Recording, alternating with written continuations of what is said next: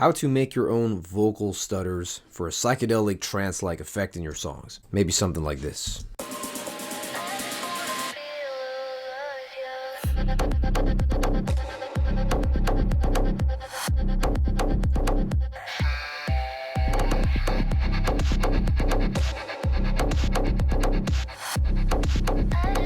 Alright, so there's multiple ways you can do this. If you have certain plugins like LFO plugins, it's going to be a lot easier. If you don't, I'll show you a manual way you can do it just with stock plugins in Ableton. So let's take a look at how I did it first.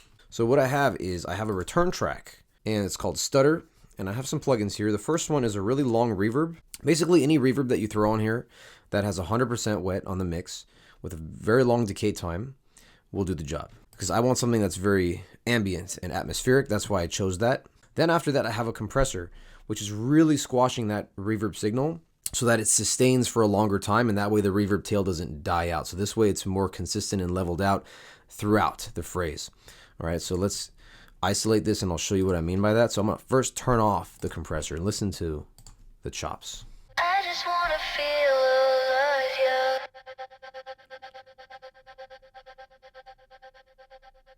So notice how it's starting to die down a little bit. It's a lot weaker. We're going to turn that compressor back on. I just wanna feel alive, yeah.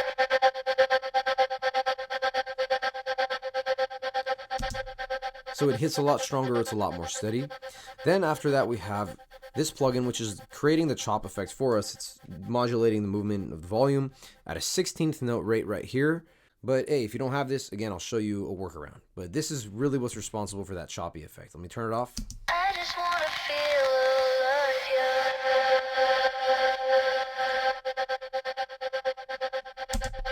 yeah. Cool. After that, we have an auto pan. This is a stock plugin that's in Ableton. If you go to audio effects and you just type auto, you'll see that it will show up right there. And so yeah, we're having this move the signal a little bit left and right at a 8th note rate like that, just to give it more of a psychedelic feel. And then after that, we have Kickstart, which is another kind of LFO plugin, which is here to really help it blend in the mix better and not get so crowded with everything else. So this is going to basically lower the initial signal of the chop, and it's going to swell back up at a 1/4 note rate.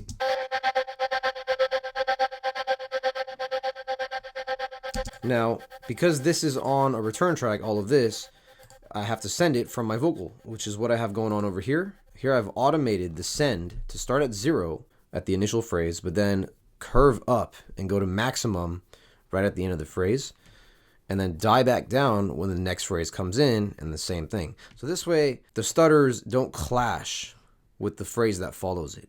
So it's a little more clean. So that's why I've done that. Let's say you want to do this entirely with stock plugins. Let's look at that. So imagine we didn't have this stutter return track. So what we could do is take a little bit of the phrase, paste that, and maybe chop it to like a 30-second note. Just repeat it like this.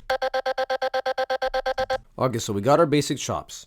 From there, we can just add a standard long-sounding reverb. You can just type in long tail under audio effects, and you'll see this preset comes up. I have that right here. I dropped it into the return track of the reverb. It's at 100% wet. And I also added another stock compressor. It's called glue compressor. You can also use that as well. And I just took the punch and parallel preset. I threw that in here. I lowered the threshold. I raised the makeup gain, so it's squashing the reverb sound. And I'm going to now send this from send, so it goes to send A on the reverb over here. All right, so we have that. So now we have some ambience there, but if we also want to chop up the reverb, right, because we can't literally chop up something that doesn't have audio. So what can we do? Here we're going to use automation. Let's say we want to automate the volume of this chop up and down. So I'm going to press A. I'm going to click on this volume knob for this return track of reverb. And we're going to basically make it cut like that. So one goes down here, one goes down here. And we can just duplicate that like that. And the good thing is the same AutoPan plugin is also another stock plugin that we can use, and we can just throw that onto our main vocal stutter track right here. That's how we can manually make some vocal stutters.